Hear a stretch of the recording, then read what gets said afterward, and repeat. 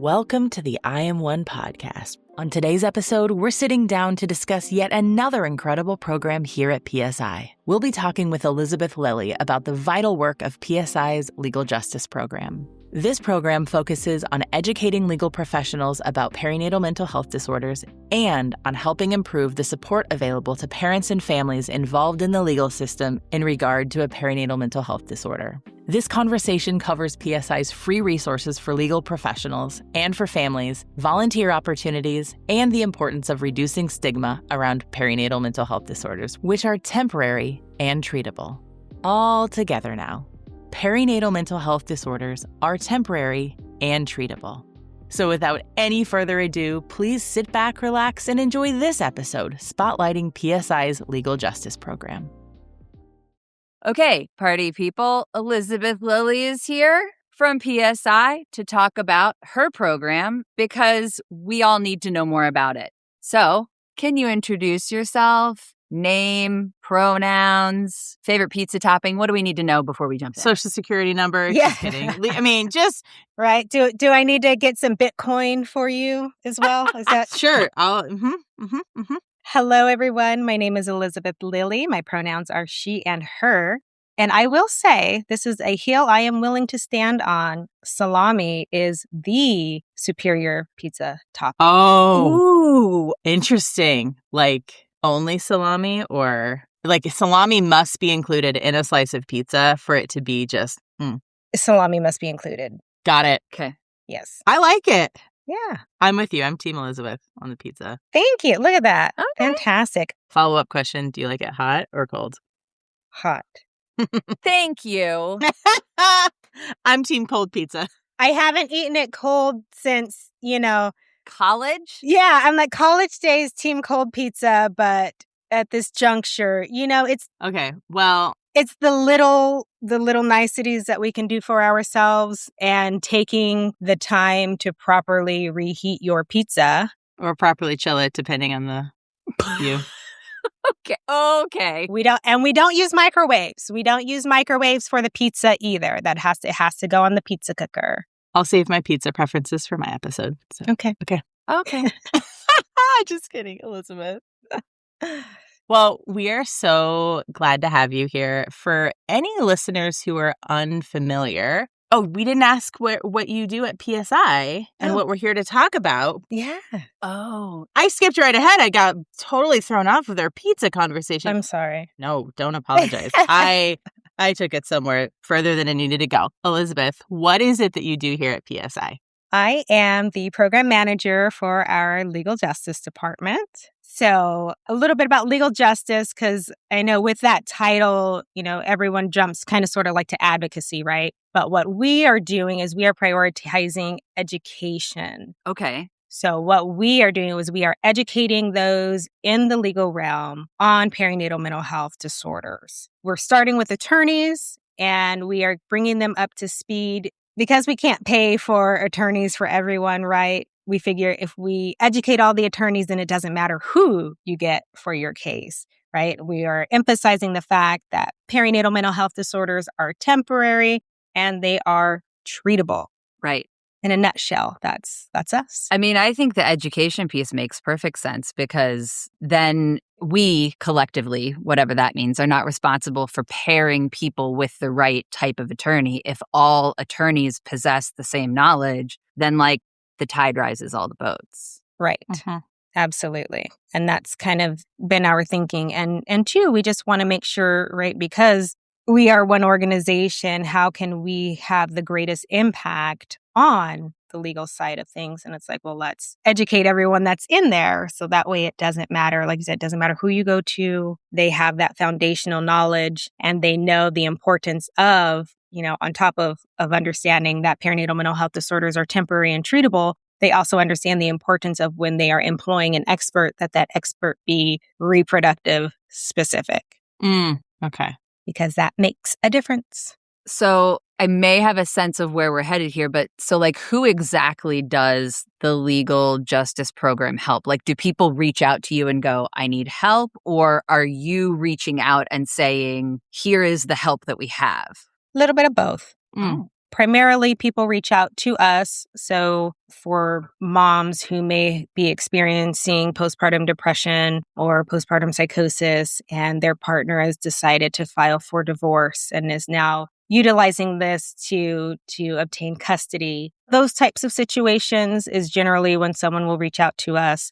Sometimes if we see, like on the criminal side, if we see things in the news, we'll reach out to the attorney and say, hey, your client may have been experiencing perinatal mental health disorders. We'd love to connect you with a reproductive psychiatrist so that way you guys can get that evaluation done to see if that's what it was or what it wasn't, because it's not an automatic that that's what it is. Right. If that is what it is, we want to make sure that they have the correct expertise there to give their client the best defense they can. That makes perfect sense.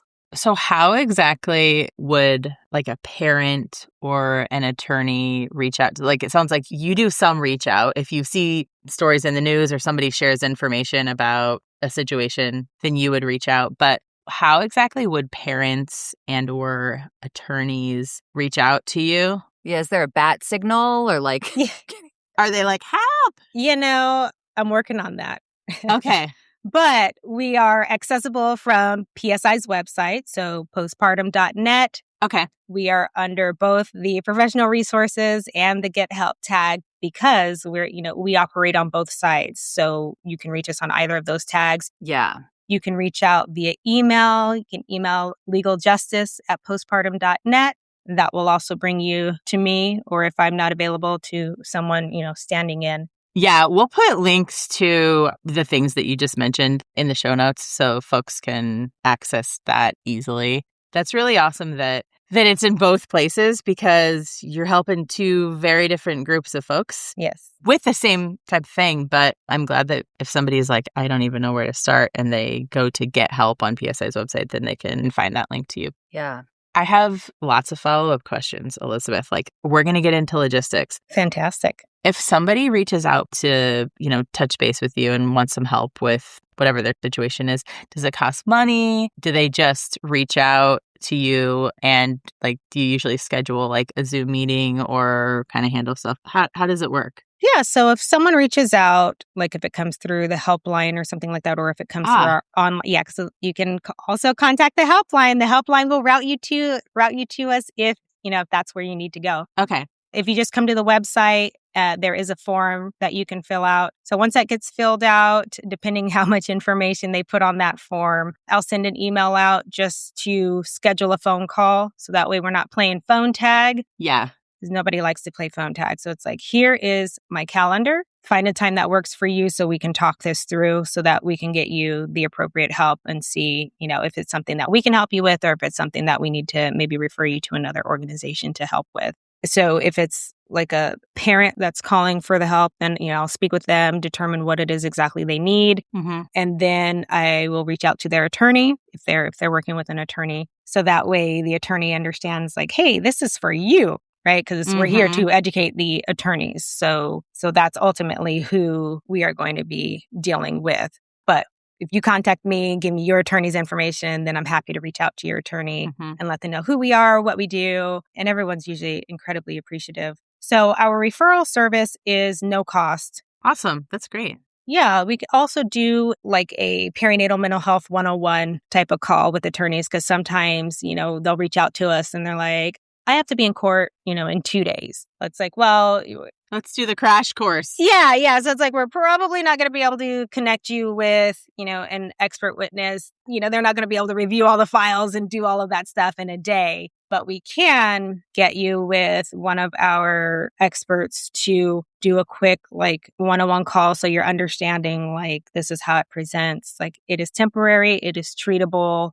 Those types of things. They're not going to be diagnosing or anything like that on a 30, 45-minute call. Right. But it just is information for the attorney because a lot of times they don't understand that they're temporary and treatable. Yeah. So it's just enough to get their brain to kind of go, oh, right. Just to kind of get that click. Number one. And number two, realize what they don't know. And then the importance of, okay, maybe I do need to hire a reproductive psychiatrist as an expert to help me with this case because there's a whole world out there that I was not aware of. Yes. So that call is, obviously there's no cost for that call. Now, once we do connect you with someone, the experts themselves, they do charge a fee. Okay. And that is something that we can't get around at this point just because it is a lot of work, right? There's a lot of hours that go into that. But that's like the expert is charging the lawyer/client. Yeah, so the expert's charging the attorney, correct. PSI does not charge for anything that we do, like I said. So if you're getting that one-on-one call with us, we're not charging for that. If it's something where you're just kind of like, can you connect me with an attorney who has had this kind of, case before? I just want to ask like 5 questions type of thing. Mm-hmm. And a lot of times we're able to facilitate that, right? Because we have amazing people that want to help, that believe in this mission, and they are here to help provide information in any way that they can and help in any way that they can. So sometimes we're able to also, facilitate that at no cost. Like, hey, just a quick chat to kind of, and again, the goal is to understand like, okay, there is a lot of stuff that I do not know. I need to sit down and I need to employ somebody now. Yeah. Right. Like get like the gist of, okay, oh, well, I was thinking this strategy, but that probably isn't going to work. So now I need to sit down and get a full consultation with another attorney or things like that.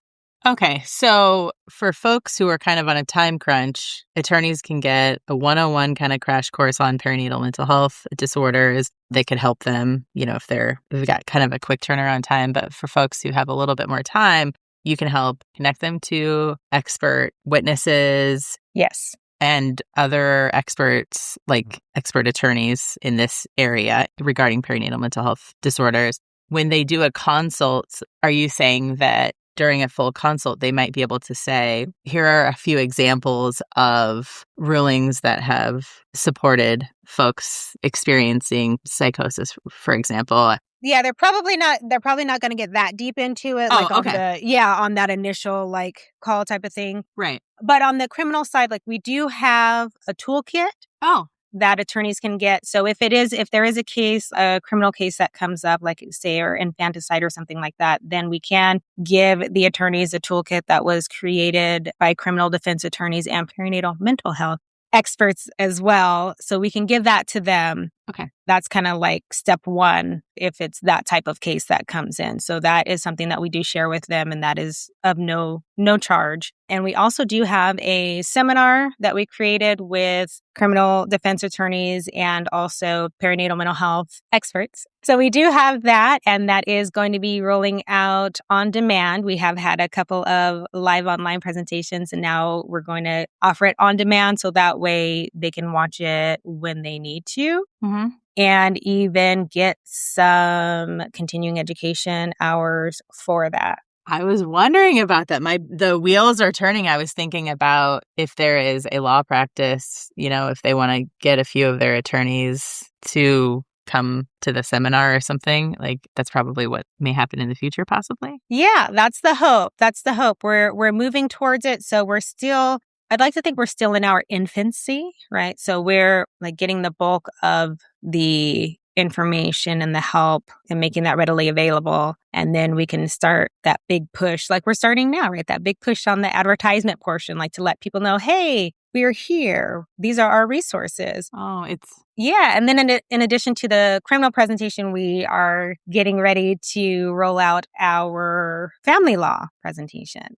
So yes, because that is a large percentage of the help seekers that we have. Wow, this is like exclusive information. We're like rolling out soon. Yes, absolutely. Family law is like divorce, where criminal law would be like something has happened, infanticide, etc. Yeah. So, and that's the thing too, like I want to stress that it is not just infanticide, right? It can be neglect or endangerment, and it's not just psychosis, right? Because an extreme bout of depression can bring this, anxiety can bring this, OCD can bring this if you're having those things where you can't get to the doctor's office, right? And now they're saying that you're, not taking care of the baby. So there are a lot of things that you might not connect. And that's why I want to stress that it is not just psychosis. Right. And it is not just infanticide that can have you in the legal system. Mm-hmm. We're here for all of it and all of you. Right. I mean, having had postpartum depression, anxiety, and OCD, there was a moment during my divorce where I could absolutely see someone being intimidated and thinking that like they don't have the same amount of authority because they were sick before. The thing about it is that it negates when there truly is a danger or a threat due to, instability or a mental disorder. Yes. So when you're trying to use something that was a temporary blip, it just makes the job harder for everyone else, right? Because how is Child Protective Services supposed to know, right? This is not their wheelhouse. This is not what they're educated in. When someone is throwing around these things and maliciously, it makes it harder for everyone else, everyone in the system that comes after them. So that's why we are here to educate so that it can stop happening. Right. That's enough of that. Yeah. So that, when someone is trying to pull that card out, whoever they're pulling it out with, the attorney, the social worker, whoever can say, oh, no, and just shut it down. Right. I'm going to stop you right there. Yeah, absolutely. I really think that answers the question that we had about what you want folks involved in the legal system as a result of lived experience with perinatal mental health disorders to know. It is temporary and it is treatable. And there is support for you personally for getting help, and there is support for you legally for an attorney or anybody else supporting you in the legal system. Absolutely. Okay. If I feel like this episode could stand to have like its own little PSA built right on in. So if we were going to make a sound bite that's like, you're a parent, you're a paralegal, you're a lawyer, you're a psychiatrist, you're a therapist, you're a human being, and you're listening to this podcast, you're reading the transcript of this podcast, you are consuming this information. Like, what is the one thing that you hope everyone will take away so that they can take it out into the world?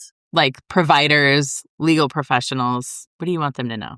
I want them to know that perinatal mental health is not a weapon to be used in any legal battle. It is temporary. It is treatable. There is help. There is education, period. I'm a clap that. Yeah, I'm trying not to clap too loud so the mic doesn't pick it up, but I am golf clapping that, but like I just want to I want to clap so loud. Yes. That is so important, and I hope we splash that all over the internet when this episode drops because like it's another way to have something to weaponize against women, against birthing people, against people of color. Like I think we're all done with that as a society. That is all. We are all done. It's cringe. Yeah. Yes. Did I just date myself? I just dated myself trying to use the lingo. I mean, I think one of my teenagers would say like, clock it in response to your like soapbox moment. Yeah. I don't know what it means. Did we use that correctly in a sentence? Follow up. Yeah. I'm pretty sure though, that the younger kids are like, of all of my flaws that you could pick out, like you're gonna choose the one that wasn't my fault. You know what I mean? Like I have control over a lot of things that I do that maybe I shouldn't do or whatnot. Like, and you're gonna pick this? Yeah. It's literally biological. Like I had zero choice in this matter. Didn't ask for it. Yeah, like you're a special kind of special to do that. Perinatal mental health disorders are like an uninvited, unwelcome house guest. Like, didn't know they were coming. They rang the doorbell. You didn't say come in. And they were like, excellent. I'm sleeping here now. Showed up with a bunch of baggage. They're squatters. Took their shoes off, had holy socks, and yeah. They stink. Yes. They don't take the garbage out or help cook. Do the dishes, nothing. They're annoyed with the meals we're providing. Anyway, well. And like, wait, was that the children or was that like, wait, what did we... The lines are blurred sometimes. Yeah. Elizabeth, I have a question. I was wondering, many programs at PSI have volunteer opportunities. Are there volunteer opportunities in the legal justice program for legal professionals, or do you reach out specifically to folks as expert witnesses to help attorneys that reach out to you to help parents? Do you, as the program manager, reach out to folks that are helping you with other people that need help? Or is there an opportunity for people to say, hey, I'm interested in volunteering my services? So PSI, we are a volunteer organization, right? We are volunteer driven. So we always have volunteer opportunities, and that is true of the legal justice program as well. Because things are so cost prohibitive, right? Like, because when that mother comes to you or, to the attorney and they're like, my bank account is frozen. Like, I have no access to any funds because I don't have my own account. And I was in the hospital getting help and I come out and I have nowhere to live now. We want for their attorney that they are able to get, because likely some of these attorneys are going low bono, pro bono, and things like that. So they're not even going to have the money to be paying these experts either. So when we get those 101 calls, right, and when we get those attorney connection calls, I'm going to have to think of a cute name for the attorney calls. Tune in later. We'll do it. We'll workshop it. We're counting on volunteers to answer those calls. We're counting on volunteers to take those calls. So we always need legal professionals that have experience with mental health cases to be willing to speak with attorneys who don't, right? Because everyone's got to have a first time. So sometimes you get that client and you are compelled to help them, but you realize, like, I know the law, but I haven't connected this aspect to the law yet in a case, in my professional doings. Mm-hmm. So to have someone to at least, I don't want to say mentor because I don't want to make it seem like you're going to be with them the entire trial and, for months and years on end. Yeah. But to have someone that they can call and at least know, to instill a little bit of confidence that, oh, okay, this was my first instinct and it is correct, type of thing on which direction that case is going to go. Those types of things. Mm-hmm. Right. Yes, absolutely. We need volunteers. We are accepting volunteers on both sides, attorneys and experts. If somebody's interested in that, how can they volunteer? Is there a form that they can fill out? Is it best just to reach out to legaljustice@postpartum.net? Both. Oh, okay. Yes. Our page on PSI's website has been revamped. So anything you could need if you want to volunteer, if you want to donate funds, if you want to, or if you need the toolkit, or if you need to be connected with an expert, those are all clickable links and it will take you to the correct form you need to fill out. And if you don't want to do that, you can always email legaljustice@postpartum.net and we will get back to you.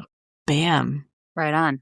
This is incredible. Every episode we do, I work at PSI and I still, there's just so many little details that even if you are marinating in this amazing, this is a terrible analogy. Anyway, I'm not marinating in anything, but I'm surrounded by incredible support, incredible programs providing support to professionals and families that are looking for a little bit of help. And they're just always little things that I'm learning every single episode. So thanks for sharing all this today, Elizabeth. Before we hop off, is there anything else that we missed that you wanted to mention? Yes, actually, I did not mention. Oh. So we are also in works, right? Yay, trainings. Yes. Ooh. We love education. That's our thing. Yeah. So we are also creating a training for expert witnesses. So yes, so for those that are in the field and know it, inside and out, but need that little extra confidence boost. I'm going to use that again for being inside the courtroom, because that's a whole other beast. You can know your game in and out, and, we don't want you to get torn apart once you get there. So, or once you step up to bat, step up to the plate. There you go. Mm-hmm. That's sports analogies. Yeah. There we go. We are in development with that with Dr. Gina Wong and Dr. Diana Barnes. Okay. Yes, because we know Dr. Barnes is one of the authorities on this. Any idea when that might roll out? I've got a hot mic, so I'm just going to ask all the questions that are popping in my head. I'm not giving you dates on that because. Okay. But it's in the works. But it is in the works. It is in the works. Okay. That is cool. Once it's ready to roll out. I will give you guys the exclusive. Oh.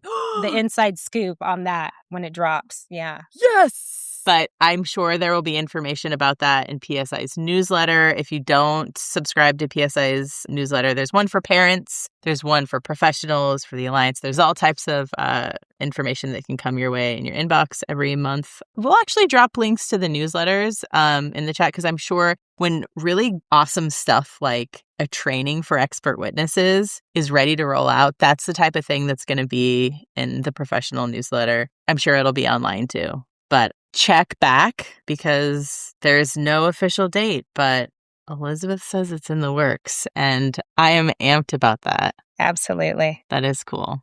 Okay. Anything else, Elizabeth?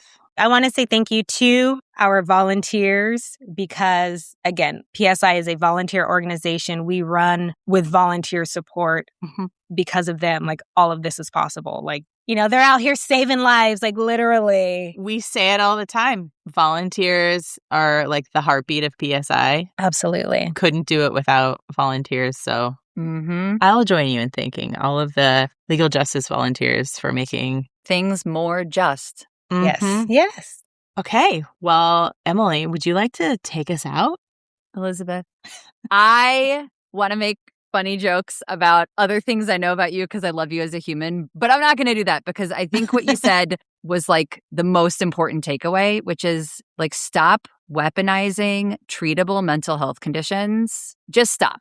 Period. Sorry. It has been clocked. Sorry. I mean, there's teenagers in the house. I am.